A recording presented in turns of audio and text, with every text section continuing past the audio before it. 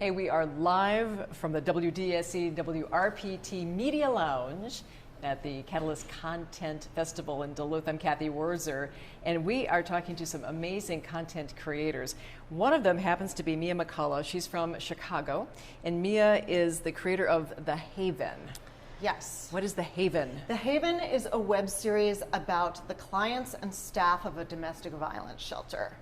And it covers, well, I mean, ideally, down the road, it will cover lots and lots of time through these people's lives. But the staff is sort of the main cast of characters, and then the clients are sort of circling through, but in more than just a one episode arc, you know, where hopefully most of these characters will stay and recover and move on through their lives, and we see them for a little while instead of just for a nanosecond like you do on things like the Dick Wolf shows or something like that. I want to tell folks, by the way, that if you're watching right now, click on the link and you can see the trailer. This is described to me as a dramedy, and to be frank with you, my friend, when you're talking about a domestic abuse shelter, I'm thinking not too much fun, not too much comedy there. I think that there is certainly two things that people think is that is going to be really depressing, and that it's going to be a little bit man-hating. And considering lots of people are victims of abuse, you know, we will be covering all of that, and men are not immune to being abused as well. So in our 4 episodes that we have so far, we haven't covered that. But you know, the trans community, the LGBTQ community, all these people have been affected. But really, our show starts after the violence has happened. You know, there's a lot of violence, domestic violence represented on television that we sort of refer to as domestic violence porn, because it's sexualized, and there's something sort of, I don't know, vicarious about watching these women get injured. And our show is not about that. It is about women trying to get out of the situation and make their lives better.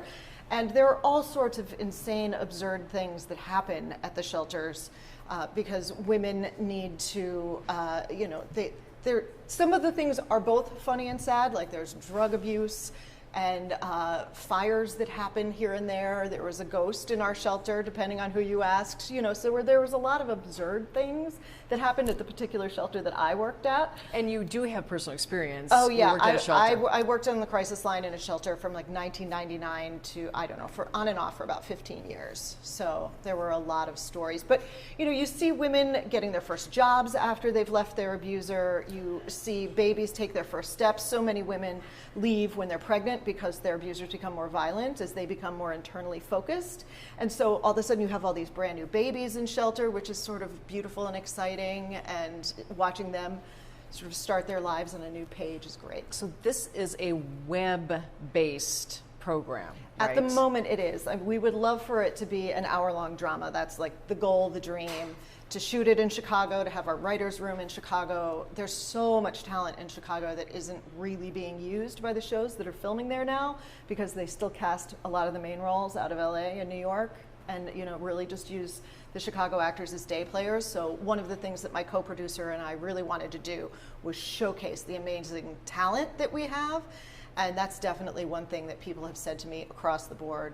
Oh my gosh, these actors are so amazing. They do such a great job. What are you hoping then who do you hope to connect with, and what do you hope happens here at Catalyst for you? You know, I guess my expectations are kind of low. I feel like this sort of thing is really about meeting people who I may connect with further down the line. They may or may not help with this particular project. You know, hopefully I get word out, there is awareness, but I don't feel like, you know, I'm not gonna go pitching hard at everybody that I meet, you know, because that just feels a little intense and obnoxious and not quite my style. But I would love to meet some people who then I can work with in the future, or who might down the road introduce me to somebody who was interested in our content.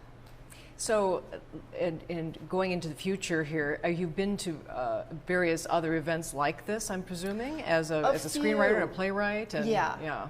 What do you think so far of Catalyst? Oh, it's great. It's very fun. It's a little hilarious, all the construction going on, but at the same time, you know, Duluth is beautiful, and we could not be here at a more perfect time with all the color and all the venues. I was just in the North Shore for the first time this morning, and I was like, wow, this is a gorgeous space. Isn't it pretty? Yeah, it's really, yeah. Now tonight, you'll be at UMD. Yes, we're having a screening a little separate from the festival at the University of Minnesota Duluth in some building called MWA 177. Okay. Yeah, and we'll be showing a couple of our episodes, and I'll be talking about it a little bit. I'm curious, I bet you, as a person who you really put yourself out here, all creators do when they have a film or a series, what do you hope you hear back? What do you hope the feedback might be from the public on this? From the public, I think overall, one of the things that I learned is that we had, a year and a half ago, we had a panel discussion with a group of domestic violence survivors, and we were talking about the content of the show. And one of the women said that she did not realize that she could leave until she saw it represented on television. She was watching an episode of Scandal or something, and all of a sudden she went, oh, I could go. And then she left.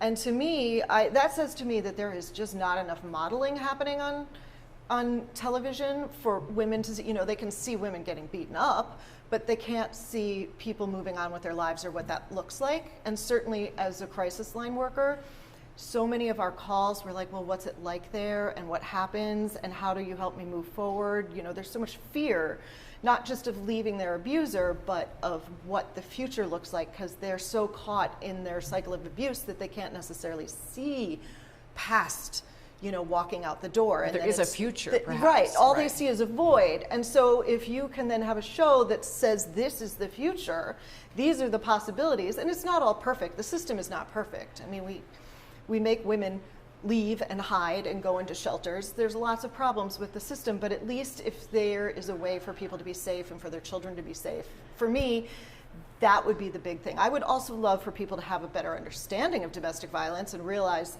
how multifaceted it is, how it affects every single socioeconomic and cultural strata. But if we can actually have modeling out there that makes women go, oh, I could change my life. And then also if the organizations can see themselves reflect and go oh, yeah, we do that. That's uncomfortable. Maybe we should change that policy. I think that those are things that can really help move things forward. I am so glad that you're here in Duluth. I wish you all the best with this project. And tonight at UMD, you'll have a screening and a talk. 6:30, yep. Excellent. Mia McCullough from Chicago, thank you so much. And again, the project is called The Haven, so check it out. Just click on the link that you see there on screen. Or go to www.thehavenweb.com. Perfect. Mia, best of luck. Thank you so much, Cathy. We'll be back, of course, with more from the Media Lounge here at the Catalyst Content Festival from Duluth.